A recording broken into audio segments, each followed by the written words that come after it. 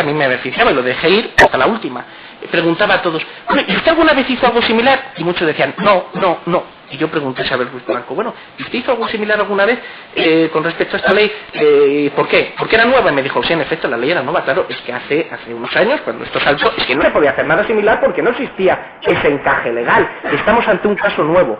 Y luego, cuando se trate el tema de la posible discriminación, hablaremos de cómo el Tribunal Constitucional habla de un parte en comparación, habla de un caso idéntico resuelto por el mismo tribunal o la misma sala, donde se resuelva de manera diferente. Aquí, de contrario, esta parte se ha aportado un artículo del País donde se hace una entrevista a dos mujeres también en el mismo caso, donde dice que se les pidió informe de idoneidad, pero es que es más, de contrario se aporta como prueba una entrevista que se hizo a estas mujeres al folio 242, donde aparece un representante de un colectivo gay y viene a decir, no, hay gente de nuestra asociación que ha pasado por lo mismo. Es decir, hay casos similares. Yo entiendo que se tendría que haber probado, y por eso lo cito aquí, porque eso afecta al hecho, se tendría que haber probado, de contrario, que casos completamente idénticos han sido resueltos de manera diferente. Aquí no se ha probado. De hecho, ¿cuántas adopciones ha habido de este tipo en Murcia? Que nosotros sepamos, una. Y, desde luego, nadie ha intentado esa prueba, por tanto, en caso de duda, a favor del reo, una. Dice un principio canónico que lo que no están autos, que luego tomó además precisamente la jurisdicción civil de todos los países europeos, lo que no están autos no existe en el mundo del derecho. Aquí no están autos un caso similar, no está en el mundo del derecho, no hay elemento para comparar, no se puede establecer una discriminación. Pero es que finalmente surgió otra duda sobre este informe. Vamos a ver, ¿este informe qué es lo que viene a decir? Viene a decir, bueno, como conclusión, no, es que la madre, la adoptante, es idónea. Bueno, es que alguien dudó de la idoneidad de esta mujer. Aquí no se dudaba de la idoneidad como persona física, concreta, individual, sino en conjunción, en formación de matrimonio, en formación de pareja. Y se preguntó por la presidencia, y viene a decir, bueno, aquí ha habido dudas de si se vio o no se vio la niña. Esto es trascendente, y es trascendente porque ambas mujeres lo negaron. Una de ellas, ante la existencia de la propia presidencia, viene a decir, bueno, a lo mejor vino de la guardería, no estoy segura. Y va y nos dice la señora Dolores Gomariz, dice, toda su declaración es muy gráfica, porque ella posa las manos constantemente sobre sus piernas, y cuando la presidencia le pregunta eso, crispa las manos, se quita el anillo, empieza a tener y dice, sí, creo que la vi, estaba allí, bueno, pero no estaba allí. Y luego dice, sí, vino de la guardería, ¿a qué hora le hizo la entrevista usted? A las 10:30, qué niña, viene a las 10:30 de la mañana de la guardería. En fin, pero lo que no podemos pretender es que aquí ni reconozca la psicóloga del equipo psicosocial, ni reconozca la Dirección General de la Familia, han cometido una falsedad en documento público, pues como todo un palacio de justicia, es decir, inmensa, no lo van a reconocer, y yo no les pedí. De hecho, cuando la presidencia hizo referencia a que podía haber una falsedad documental, yo no insistí porque yo no tengo intención de perseguir ninguna falsedad documental, pero sí tengo intención de demostrar que esos informes en efecto nada decían, y nada decían porque había un temor, entre comillas, a lo políticamente correcto, a que se les pudiese criticar. Pero claro, yo entiendo que un magistrado en el ejercicio de su cargo, decían los clásicos que el magistrado solamente debe temer una cosa, la injusticia, nada más. Bueno, tiene que indagar la verdad, hay un bien supremo, el bien del menor no puede pararse en respetos humanos, en decir, bueno, es que esto no es políticamente correcto, bueno, es que aquí, no, él intentó indagar la verdad, y que solicitó un segundo informe. ¿Y qué es lo que dijo en ese segundo informe? Dijo, bueno, vamos a dejarnos de como se dice vulgarmente, jesuitismos, y vamos a dejar de dar vueltas al asunto, voy a hacer las preguntas concretas. ¿Y qué preguntas concretas vertió en esa ampliación de informe? Bien, por las preguntas concretas que figuran como documentadas en el escrito de defensa de esta parte.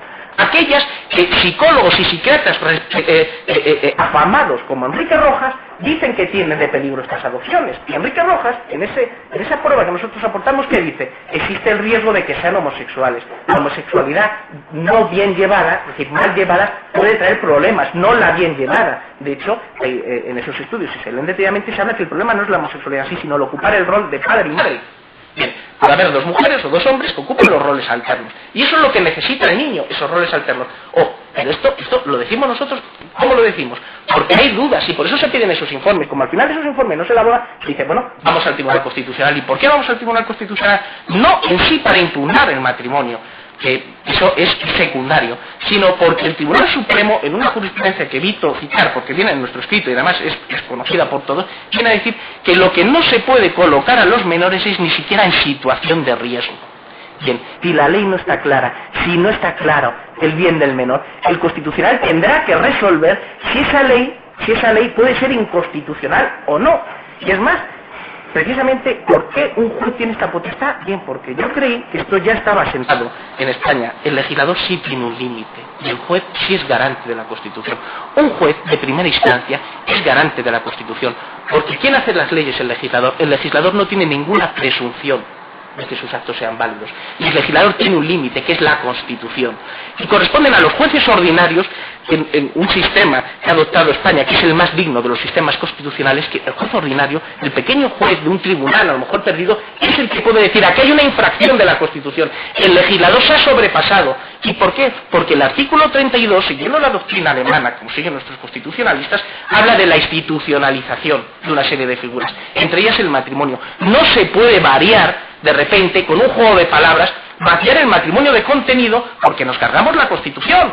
Bueno, hay serias dudas sobre eso y por tanto era perfectamente lógico que se pidiera o que se sospechara si podía haber una duda razonable. Pero es que es más, se alega de contrario que el Constitucional establece, si no recuerdo mal, en el artículo 40 de la Ley Orgánica que le rige, que las situaciones ya previas constituidas se mantendrán iguales, ¿vale? Precisamente por eso interesaba resolver la adopción. ¿Y con qué criterio? Pues con el mismo criterio que mantuvo la Fiscalía de Pamplona, en un asunto que está citado en auto su referencia, en que en un caso similar vino a decir al juez, suspende usted, presente la cuestión de inconstitucionalidad. ¿Por qué? Porque si se produce una adopción es irrevocable, es decir, el representado no hizo ninguna locura, hizo algo que tiene precedentes, y tiene precedentes por el propio Ministerio Fiscal. Y luego, por otra parte, se habla aquí, porque se habla de una indemnización de los perjuicios. Bueno, pues hay que tener en cuenta qué era eso de los perjuicios que se pueden ocasionar en este caso. Ya hemos explicado que no hubo en ningún momento ningún perjuicio porque la supuesta herencia estaba garantizada. Además, yo entiendo que lo más importante cuando se habla de niños no es el aspecto económico, es el aspecto afectivo. No nos podemos fijar en unos posibles intereses económicos y pensar, bueno, es que hay una herencia, es lo afectivo lo que debe primar.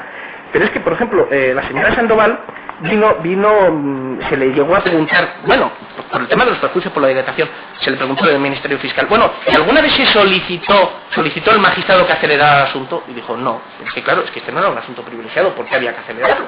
Lo que también dejó declarado la señora Sandoval es que nunca se le dio instrucciones de paralizarlo. Primer punto. Segundo punto, mi propia compañera Montserrat, la anterior abogada de las creyentes, viene a decir que no presentó nada por escrito.